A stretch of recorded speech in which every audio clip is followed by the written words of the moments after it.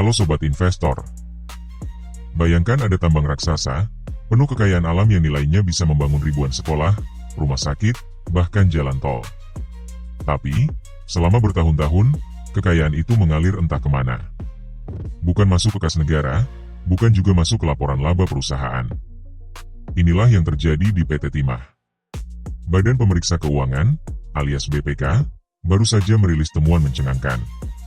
Potensi kerugian negara hingga 34,4 triliun rupiah. Penyebabnya, pengamanan wilayah tambang yang lemah, membuka celah untuk tambang ilegal masuk, dan menggerogoti sumber daya negara. Selama 10 tahun terakhir, dari 2013 sampai pertengahan 2023, ada lubang besar yang dibiarkan terbuka, dan bukan cuma lubang tambang, tapi juga lubang pengawasan. Sobat Investor, selamat datang di Bicara Saham. Kenalin, saya Ale. Di sini saya nggak cuma bahas soal angka-angka, grafik, atau istilah investasi yang ribet. Karena saya percaya, pasar modal itu bukan cuma buat orang keuangan aja. Di channel ini, kita bakal belajar bersama, kupas tuntas berita-berita terbaru, serta membahas analisis dengan bahasa yang santai. Dan tentu aja, sharing tips yang praktis, yang bisa langsung sobat pakai, dalam kehidupan sehari-hari. Jadi, apapun latar belakang sobat, gak masalah, karena tujuan kita cuma satu, agar sobat makin percaya diri dalam melangkah di dunia investasi. Sobat Investor, ada satu hal lagi yang bikin temuan ini makin bikin alis kita terangkat. PT Timah itu punya izin usaha pertambangan timah, terbesar di Indonesia. Bayangkan ya, areanya terbentang luas, dari daratan sampai perairan Bangka Belitung. Tapi, angka produksinya menyedihkan. Produksi timah PT Timah justru tidak sebanding dengan luas lahan yang mereka kuasai. Artinya apa? Ada dua kemungkinan besar. Pertama, memang ada tambang-tambang yang tidak digarap secara maksimal. Kedua, tapi yang lebih mencemaskan, ada potensi kebocoran besar, praktik tambang ilegal di wilayah yang seharusnya dijaga ketat. Kalau tata kelola dan kontrol di lapangan kuat, seharusnya kan hasil produksinya mencerminkan besarnya wilayah yang dikelola. Tapi kalau kenyataannya jauh dari ekspektasi, artinya kita perlu bertanya, siapa sebenarnya yang menambang, dan kemana hasilnya pergi? Sobat Investor, setelah laporan BPK ramai jadi sorotan publik, PT Timah akhirnya buka suara. Mereka bilang, audit ini bukan soal mencari kambing hitam, tapi lebih ke upaya pembenahan. PT Timah menyatakan, siap menindaklanjuti semua rekomendasi dari BPK, dan mengklaim kalau mereka sekarang sedang berbenah total. Perusahaan pelat merah ini juga menekankan komitmen terhadap prinsip good corporate governance, atau tata kelola perusahaan yang baik. Mereka bilang, momentum ini jadi titik tolak, buat memperbaiki sistem dari hulu ke hilir. Artinya, bukan cuma memperketat pengawasan di lapangan, tapi juga membenahi prosedur internal, transparansi, hingga akuntabilitas. Tapi sobat, pertanyaannya sekarang, apakah komitmen ini cukup kuat untuk memulihkan kepercayaan publik, dan menutup celah tambang ilegal yang sudah lama jadi masalah laten? Karena perbaikan tata kelola itu bukan cuma soal niat baik di atas kertas, tapi juga soal implementasi nyata di lapangan.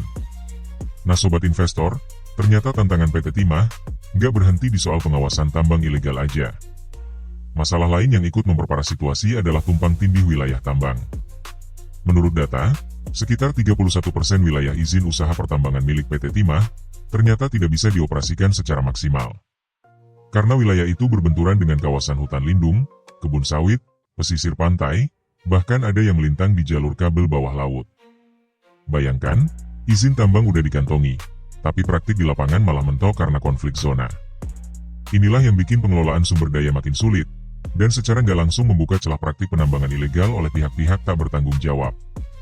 Masalah tumpang tindih ini sebetulnya bukan hal baru di sektor pertambangan Indonesia. Tapi dalam kasus PT Timah, hal ini justru memperjelas bahwa perencanaan dan tata kelola tambang yang lemah, bisa berdampak langsung pada kerugian negara.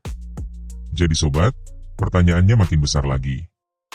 Apakah PT Timah bisa memperbaiki tata kelola, sambil menghadapi tekanan dari tumpang tindih lahan yang sudah terlalu kompleks ini? Sobat, kalau bicara soal tambang, satu hal yang gak boleh luput adalah data cadangan.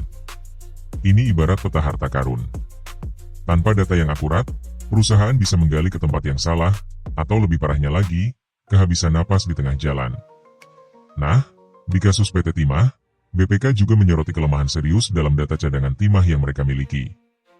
Masih ada ketidakakuratan soal seberapa besar timah yang benar-benar bisa dieksplorasi dan diproduksi. Akibatnya, rencana jangka panjang perusahaan jadi penuh ketidakpastian. Bukan cuma itu. Masalah lain muncul dari sisi kemitraan bisnis. Beberapa rekanan yang terlibat dalam operasi tambang justru menyusun rencana kerja tanpa mencantumkan target produksi yang jelas. Bayangin aja, kerja sama bisnis tapi nggak tahu mau capai apa. Ini tentu berdampak besar pada efektivitas operasional dan bikin akuntabilitas perusahaan dipertanyakan.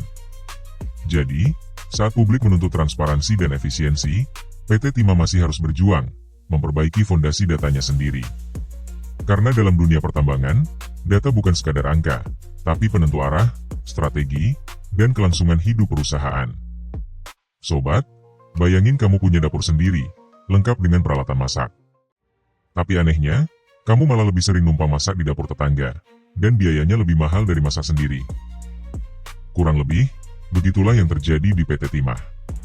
Dalam periode 2019 hingga 2020, perusahaan memilih menyewa smelter dari pihak mitra, padahal mereka punya smelter sendiri. Masalahnya, biaya sewa ini ternyata jauh lebih mahal dibandingkan ongkos produksi di smelter milik sendiri. BPK mencatat, keputusan ini berisiko menyebabkan potensi kerugian tambahan sebesar 1,65 triliun rupiah. Pertanyaannya, kenapa bisa seperti itu? Apakah karena kapasitas smelter milik sendiri tidak cukup? Atau ada alasan efisiensi waktu? Sayangnya, tidak ada penjelasan transparan dari manajemen soal strategi di balik keputusan ini. Yang jelas, bagi investor dan publik, keputusan seperti ini memunculkan pertanyaan besar tentang efektivitas pengelolaan aset. Karena dalam bisnis, apalagi BUMN strategi seperti PT Timah, setiap kebijakan operasional seharusnya mengedepankan prinsip efisiensi dan akuntabilitas. Nah sobat, skala persoalan ini ternyata nggak main-main. Bahkan BPK sampai menyarankan agar pemerintah langsung turun tangan. BPK meminta Menteri BUMN untuk mengusulkan pengambil alihan pengamanan, wilayah izin usaha pertambangan PT Timah, atau WIUPTINS. Karena kalau pengamanan masih dibiarkan longgar, maka tambang ilegal dan smelter liar akan terus bermunculan, dan ini artinya, potensi kerugian negara makin besar. Gak cukup hanya PT Timah yang bergerak. BPK juga meminta ada koordinasi lintas kementerian dan lembaga, mulai dari Kementerian ESDM, Kemendak, sampai aparat penegak hukum. Artinya, ini bukan lagi sekadar isu perusahaan, tapi sudah jadi persoalan strategis nasional. Sobat, kita bicara soal sumber daya alam yang bernilai tinggi, yang semestinya jadi milik rakyat. Kalau tata kelola dan pengawasan tidak dibenahi, maka negara akan terus kecolongan.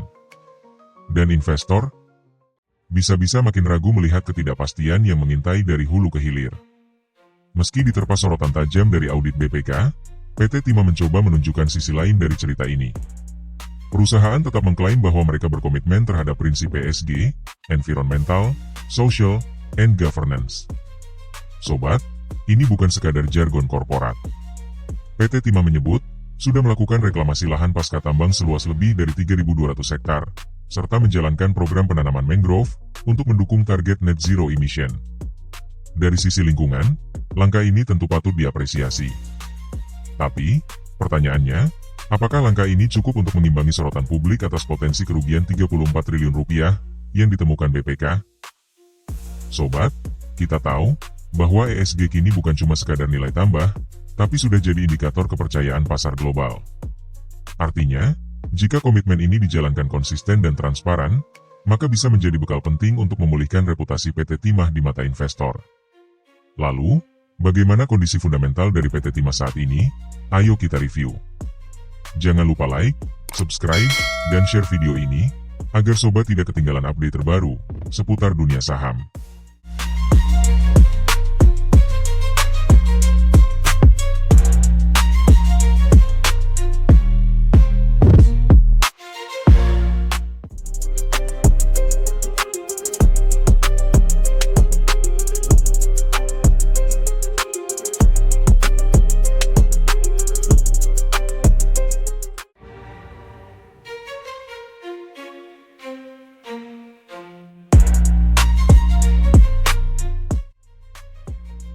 Di sisi lain, pernah nggak sih sobat bertanya, siapa sebenarnya pemilik saham terbesar dari PT Timah?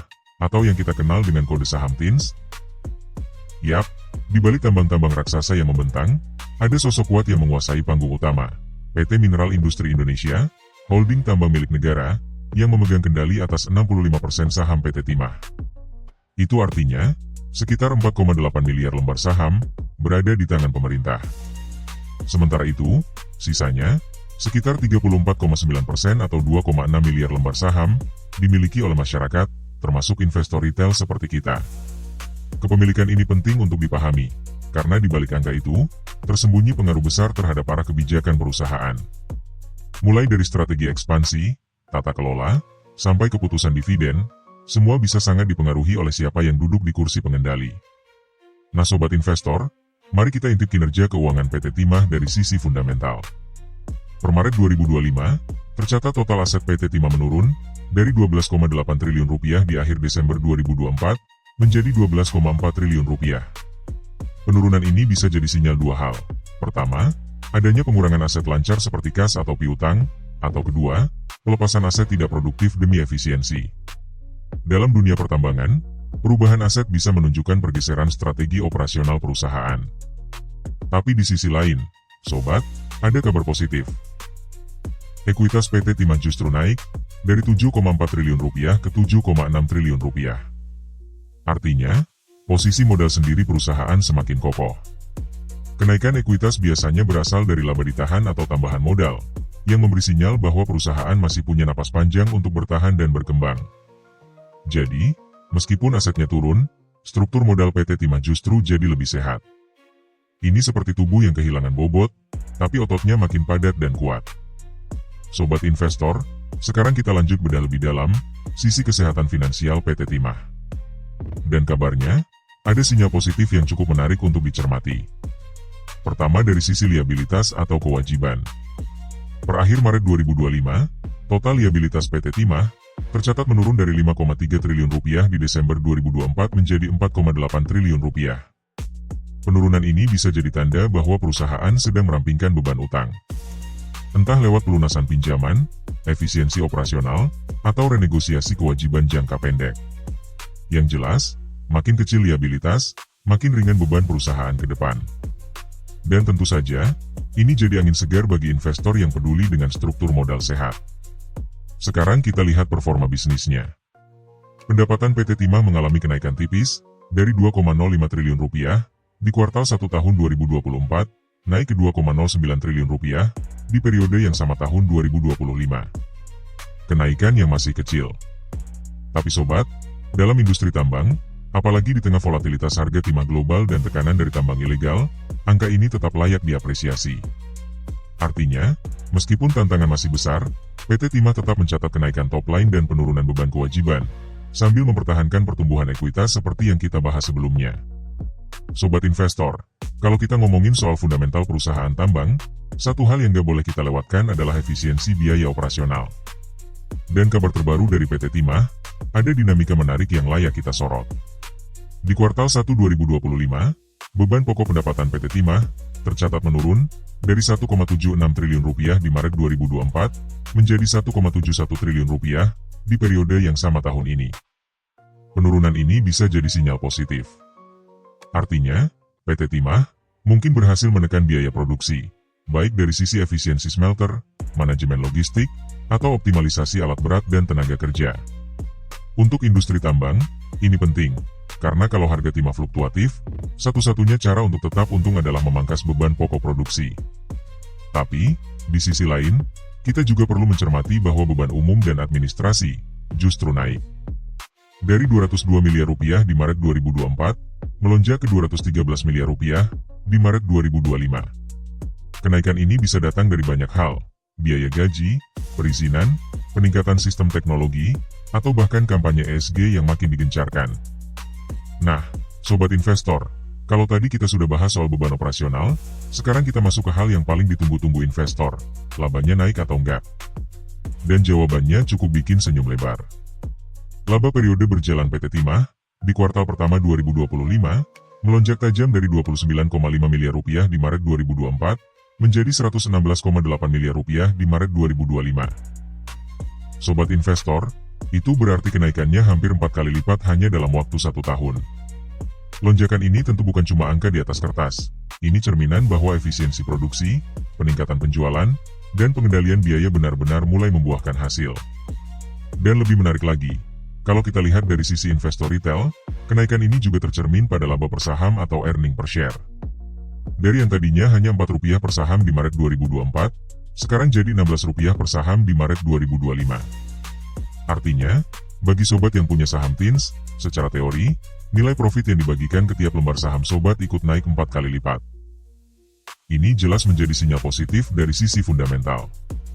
Nah sobat, setelah kita lihat laba bersihnya naik signifikan, sekarang kita bahas lebih dalam, seberapa efisien PT Timah menghasilkan untung dari aset dan modal yang mereka punya. Kalau kita cek angka di Maret 2025, Return on Assets, ROA, secara annualized, PT Timah ada di level 3,7%. Artinya, dari setiap Rp100 aset yang mereka miliki, mereka bisa menghasilkan Rp3,7 keuntungan bersih. Angka ini memang belum tergolong tinggi, tapi cukup menandakan bahwa efisiensi penggunaan aset mulai membaik, apalagi jika dibandingkan dengan tahun-tahun sebelumnya, yang sempat tertekan akibat fluktuasi harga timah dan masalah operasional. Sekarang kita lihat Return on Equity, ROE, secara annualized. Ini indikator penting buat sobat investor, karena menunjukkan seberapa besar keuntungan yang bisa dihasilkan dari modal pemegang saham. Hasilnya, 6,1% di Maret 2025. Artinya, kalau sobat adalah pemilik saham TINS, setiap Rp100 modal yang sobat tanamkan bisa menghasilkan Rp6,1 keuntungan bersih. Memang, angka ROE ini belum spektakuler dibanding perusahaan tambang lain yang punya mari lebih tebal.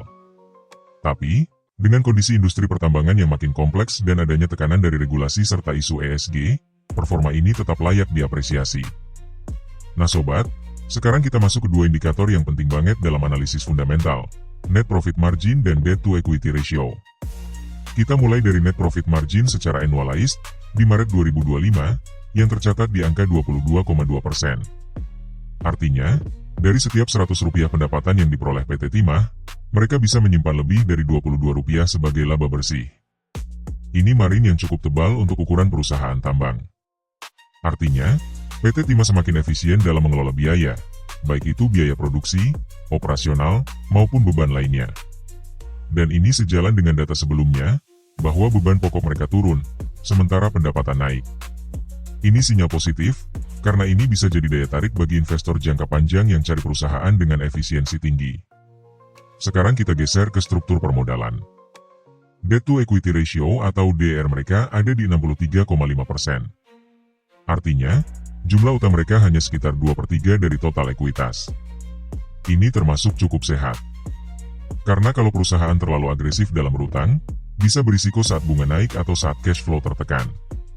Tapi dengan DER di bawah 100%, PT Timah masih dalam zona aman. Bahkan, bisa dibilang punya ruang manuver yang cukup kalau mereka mau ekspansi atau diversifikasi di masa depan. Jadi sobat, secara fundamental, PT Timah menunjukkan kombinasi yang menarik. Margin laba yang menguat, beban yang terkontrol, utang yang tidak berlebihan, dan keuntungan yang semakin optimal. Sobat investor, sekarang kita masuk ke bagian yang sering kali terlewat, tapi justru sangat penting, arus kas. Karena, percuma perusahaan untung besar di laporan laba rugi. Kalau arus kas operasionalnya malah negatif, itu bisa jadi lampu merah. Nah, menariknya, di Maret 2025, PT Timah mencatatkan arus kas dari aktivitas operasi sebesar Rp261 miliar. Artinya, dari kegiatan operasional sehari-hari, seperti penjualan timah, pengelolaan tambang, dan efisiensi produksi, PT Timah berhasil menghasilkan kas masuk yang nyata. Ini sinyal positif. Karena uang kas inilah yang dipakai untuk membayar utang, dividen, bahkan untuk ekspansi. Dan bicara ekspansi, kita lihat juga arus kas dari aktivitas investasi, yang digunakan sebesar Rp54 miliar di periode yang sama. Nilainya memang tidak sebesar arus kas operasional, tapi ini menunjukkan bahwa PT Timah tetap melakukan pengembangan, entah untuk permajaan alat produksi, eksplorasi lahan baru, atau investasi strategis lainnya. Yang penting sobat, aktivitas investasinya dibiayai dari hasil operasional. Bukan dari utang jangka pendek yang rentan mengganggu cash flow. Secara keseluruhan, ini menunjukkan bahwa PT Timah bukan hanya sekadar untung di atas kertas. tapi juga menghasilkan kas real yang bisa menopang keberlanjutan bisnisnya dalam jangka panjang. Jadi sobat, sejauh ini dari laporan keuangan kuartal pertama 2025, PT Timah menunjukkan kombinasi yang sehat antara laba, efisiensi biaya, dan kekuatan arus kas. Nah sobat investor, setelah kita bahas arus kas dari operasional dan investasi, sekarang waktunya kita kupas bagian terakhir dari laporan arus kas, yaitu arus kas dari aktivitas pendanaan. Di Maret 2025, PT Timah mencatatkan arus kas keluar dari aktivitas pendanaan sebesar 566 miliar rupiah. Artinya, dalam 3 bulan pertama tahun ini, perusahaan mengeluarkan dana cukup besar untuk melunasi utang, membayar bunga, atau mungkin melakukan pembayaran dividen. Langkah ini bisa dibaca dari dua sisi. Di satu sisi, ini menunjukkan komitmen PT Timah untuk memperkuat struktur permodalannya. Utang dikurangi, beban bunga ditekan, dan itu berdampak positif ke neraca perusahaan ke depan. Tapi di sisi lain, karena dana yang keluar dari sisi pendanaan lebih besar dari kas yang masuk dari operasi dan investasi. Total kas perusahaan akhirnya turun sebesar 358 miliar rupiah. Ini menandakan bahwa meskipun secara fundamental sehat, PT Timah tetap perlu menjaga kehati-hatian terhadap arus kas di kuartal-kuartal berikutnya. Karena jika terus-terusan defisit kas, perusahaan bisa terdorong untuk cari pendanaan baru, baik lewat utang atau penerbitan saham baru, yang tentu saja bisa berdampak ke pemegang saham minoritas. Tapi sobat, langkah ini belum tentu negatif. Justru, bisa jadi ini bagian dari strategi jangka panjang, bayar utang sekarang, supaya bisa masuk periode pertumbuhan yang lebih ringan dari beban finansial. Yang penting adalah, apakah manajemen bisa menjaga arus kas operasional tetap positif? Dan apakah investasi yang dilakukan benar-benar bisa memberi hasil? Kita akan lihat jawabannya di kuartal-kuartal selanjutnya. Tapi sampai titik ini, dari sisi fundamental, PT Timah menunjukkan sinyal-sinyal yang layak untuk dicermati lebih dalam.